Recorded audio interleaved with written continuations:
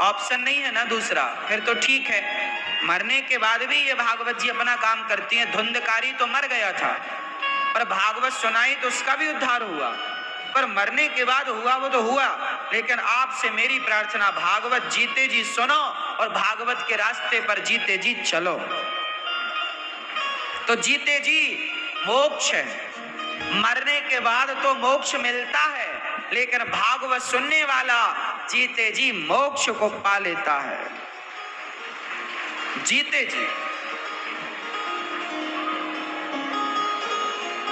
जीते जी मोक्ष को पाओ तो मोक्ष का मजा आएगा। मरने के बाद तो आएगा ही, जीते जी। तो भागवत सुनो, सुनाओ सबको।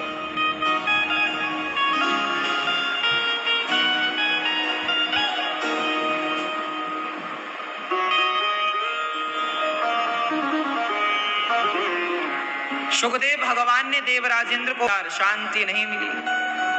शनकादियों ने कहा महाराज उदास क्यों हो, क्या करें, शांति नहीं। सत्यम नास्ति तपः शौचम दया दानम न विद्यते। आज सत्य नहीं है, सत्य का मानो नाश हो गया। सत्यम नास्ति तपः शौचम दया दानम न विद्यते। उदरम भरणो जीवा वराकाः कूटभाषिणः।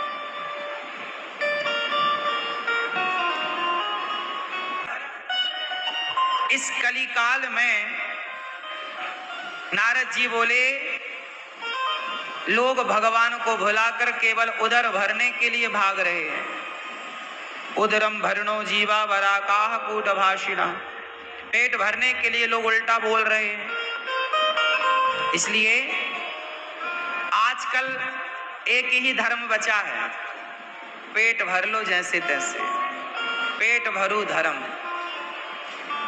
आजकल माँ बाप भी बच्चों को क्या सिखा, बेटा बस पेट भर लेना। पेट भरना ही क्यों है महारानी, क्यों? कलयुग का प्रकोप है।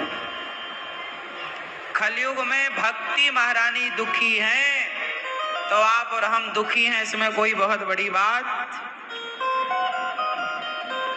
किससे दुखी हैं भक्ति? लोगों से। लोग कैसे हैं?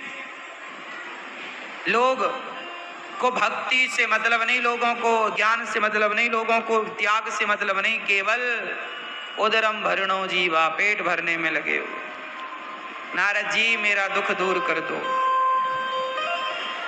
नारद जी ने तब सनकादियों ने बताया कि भागवत सुनवाओ। जब भागवत सुनवाई भक्ति ज्ञान वैराग्य को, तब भक्ति का दुख दूर हुआ, ज्ञान वैराग्य की मूर्छा दूर भई और हरिद्वार की पावन धरा पर भागवत हुई। भागवत जब हुई तो सपना चाहिए, भागवत सुनना चाहिए। खूब प्रेम से भागवत सुनो।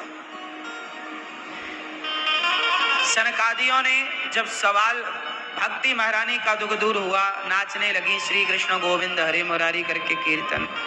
भक्ति सुतौ तौ तरुणौ गृहीत्वा प्रेमैक रूपा सहसा विरासित।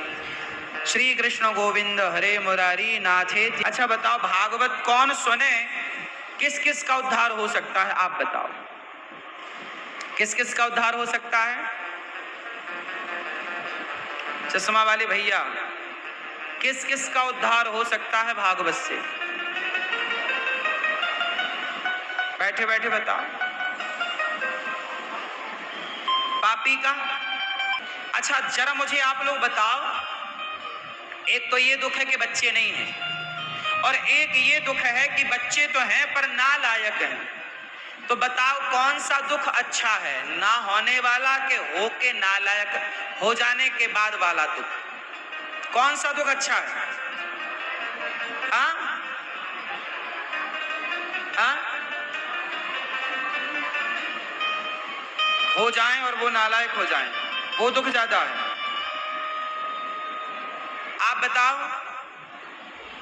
कौन सा दुख ज्यादा है?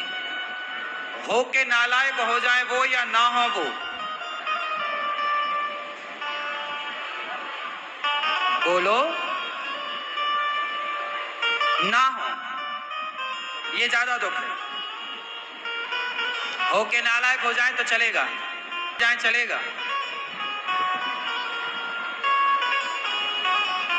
जननी जने तो भक्त जने, या दाता या सूर, या से तो बंध्या भली। बच्चे हों तो लायक हों, क्योंकि बच्चा नहीं होगा तो एक बार रोना पड़ेगा कि नहीं है, पर हो गया और वो यदि नालायक हुआ तो आप तो रोएंगे, उसके नाम सारी जनता रोएगी, सारा संसार रोएगा कि ये नालायक। हिटलर के नाम के कितने लोग रोए, लाखों लोगों की हत्या हिटलर ने की थी। इसलिए बेटा हो तो लायक, या फिर बोलो ना हो। इसलिए माता पिता की परम जिम्मेदारी है, आप अपने बच्चों को पढ़ा लिखा करके एक अच्छा राष्ट्रभक्त बनाएं। यदि आपका बेटा ईमानदार है, राष्ट्रभक्त है, तो कहते हैं कि बच्चे लायक होने से तुम्हारा गर्भ शुद्ध हो जाता है।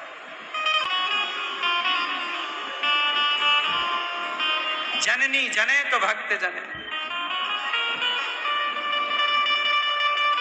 माँ हो तो जीजाबाई जैसी हो। शिवाजी छोटे से थे ना, तो उनकी माँ कहानियां सुनाया करती थी, उनको प्रोत्साहित किया करती थी, और उनकी माता ना बहुत बड़ी योद्धा थी। माता जीजाबाई ने अपने बच्चे को तलवार चलानी सिखाई, और 12-14 साल की उम्र में पहला युद्ध जीता शिवाजी ने, मां के बल पर, मां की गाइड, देश की रक्षा कर। माता तो माता है। आजकल की कुछ माता ही अपने बच्चों की सबसे बड़ी दुश्मन हो जाती है, जो तुम्हारा जरूरत से ज्यादा लाड़ प्यार, मेरा बेटा, ये तुम्हारा लाड़, ये तुम्हारा प्यार बच्चों को जरूरत से ज्यादा बच्चों को अपाहिज बना देता है। जरूरत से ज्यादा सुख सुविधाएं, जरूरत से ज्यादा आजादी बच्चों को बिगाड़ देती है।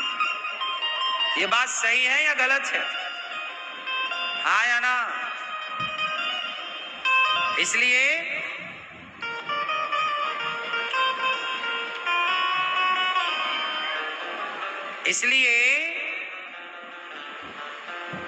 मथानी को बांधा जाता है। मथानी होती थी लकड़ी की, नीचे उसमें फूल होता था, डंडा होता था थोड़ा मोटा सा, उस डंडे पे 5-6 बार रस्सी लपेटी जाती थी, और रस्सी को लपेटकर यूं चलाया जाता था। अब जरा मुझे बताओ कि मथानी को ना बांधा जाता तो क्या उस मथानी से मक्खन तक पहुंचा जा सकता था?